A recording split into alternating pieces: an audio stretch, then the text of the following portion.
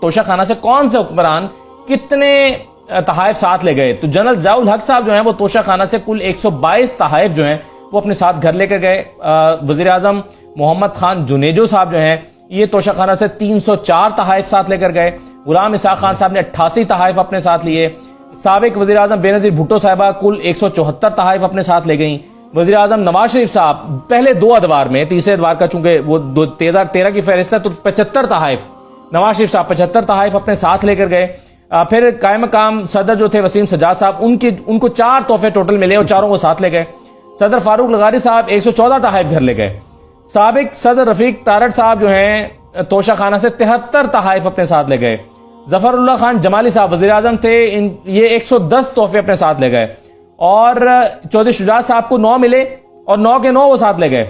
سابق صدر جنرل پرویز مشرف جو ہیں وہ کل 515 تحائف اپنے ساتھ لے کر گئے.